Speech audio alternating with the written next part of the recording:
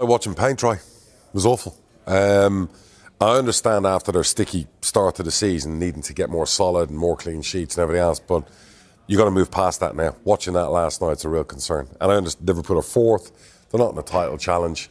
And I get they brought a lot of new players in summer, but Wirtz, for the money spent on him, he was awful. He was basically, I can't remember anything he did that was positive last night. And for that kind of money, that's the kind of game you want him to step up and start doing the business. And unfortunately, he's a little bit fur coat no knickers at the moment. Right. Well, Liverpool goals and assists. Well, Liverpool fan Chris has sent us a voice note.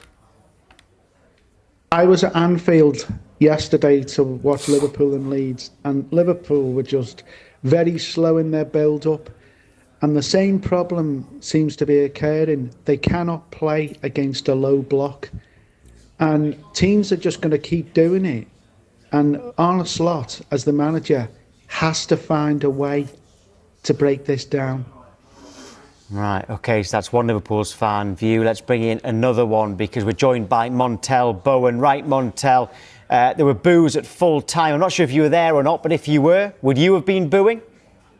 I wouldn't have been booing. I don't think at any instance it's okay to boo the players. Even though I don't want the manager here, I wouldn't boo the manager, because for me, I just feel like in the stadium you have to do everything to keep the spirits high, even when it's not that type of vibe. But just in terms of what we're seeing, what more do I have to say about the tactics?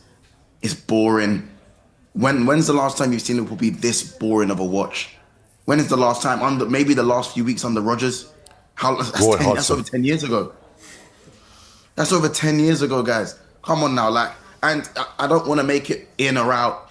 Oh my gosh, we hate them. No, it's not. It's nothing to do with that right now. It's just we know the manager's not going to get sacked. How does it need to get better? And if you look at the last three results, this was coming. This result was coming. Why are we surprised? That's my thing. I don't know why we're surprised. Have you seen improvement? We know that you're not a big fan of Arne Slot, but things were looking better. Well, again, defensively, we looked harder to break down, but we just got back to a level that we probably should have been at anyways in terms of, defensively, we were so good last year. So getting back to being harder to beat, that's a fifth place, sixth place kind of target. When you spend our type of money, you have Virgil van Dijk, you have Alisson. Yes, the back line and his partners have changed quite often. Frimpong, Bradley, Kirkes, Robbo. We haven't stuck with a particular set of wing backs. We lost our basics in defending, and now that we've got that back, that shouldn't be at the sacrifice of that shouldn't be at the sacrifice of us being able to attack. We shouldn't lose our impetus going forward just for being a little bit better defensively, because it's not like we're keeping loads of clean sheets. No, we're not looking at Arsenal defensively or some of these other teams defensively. We're still conceding goals, and we are toothless going forward. If Ekitike and Wirtz aren't playing out of their skin, where are the goals coming from? Mistakes? Corners? A lucky penalty? They ain't coming from Wirtz, that's for sure. What's he got, a goal and an assist all season? I know everyone's raving about how he's played well in certain games, but for me, a player of that quality needs to be creating a goal and assist every other game, and he's not doing that. I agree. I actually agree. And I like the fact that he's having good performances, but it does need to be converted into assists and goals. Halfway through the season now. He's got to start doing it. He's got to bring it. Yep. Yeah, 100%. And for me, we're looking at the last three results. As I said, this result was coming. You look at Spurs. With 11 men, they were better than us. We looked toothless. With 9 men, they looked like they could have got the equaliser. Against Wolves, an embarrassing performance, especially in that second half. Cruising through the game, and we're going 12 rounds in the ring. With the worst Premier League team up until this point of all time. 12 rounds in the ring after spending 450 million. Do they even have a player that's worth 50 million? Look at it's about the, and that's no disrespect to Wolves. This is what Liverpool have. This is the expectations we've set upon ourselves, and we want to be, I guess top 4 seems to be. No, top 4 is not okay. And if we're gonna go and get top 4 win a trophy, at least show an incline of playing style where the fans aren't dying of boredom. I was at the Sunderland game. Fans were leaving in the 78th minute.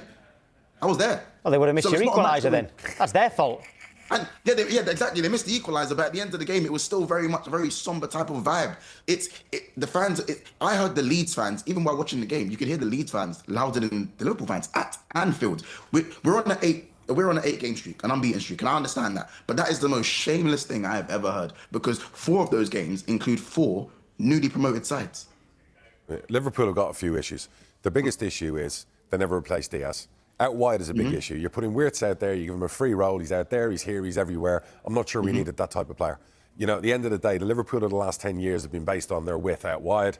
Obviously, you've seen Salah on one side, you've obviously had Diaz on the other side. If you go back to Mane, those kind of players. Gapco ain't doing it this season. I'm not sure he ever did. He's a good goal scorer and all of that. Obviously, the fullbacks is an issue. And then your experienced players, your world-class supposed players like McAllister, have completely gone missing this season, which has been a shocker. Gravenberch has taken a bit to get back up to form. So there are issues that need to be fixed. Well, some of the issues could be fixed in January. We understand that Liverpool want a centre-back, a winger, and also a central midfielder. Do you agree with that, Montel? And are you missing someone? Yeah, I agree. I think Mark Gahey, the obvious option. I don't think January will be the window where we get him. It's looking like summer, but now he's getting other suitors, which could be a problem for Liverpool. I think the Semenyo deal, even though I feel like the manager doesn't coach wide players well enough, I feel like Semenyo still would have been the right profile to make us more direct, because I think this tiki-taka play style isn't suiting the players at the moment, and it's making us, again, very boring to watch and very easy to defend against. No one comes to Anfield and fears us anymore. So for me, Schlotterbeck or from Dortmund or Gahey would have been two I would have looked at in centre-back. In terms of the midfield, I'd love to see a Wharton come in, maybe a Elliot Anderson. Those are the two that I look at. I'm really, really impressed with. I know Carlos Balaba's been linked to Man United, but I think having that steal in front of the back four, if the manager really wants Gravenberch to go forward and wants to give him that freedom, even though he's our only competent DM that the manager likes, which is another ludicrous decision to make. But then of course, those are three midfielders from the Premier League that are proven that I'd look at as well. In terms of wingers, it's annoying.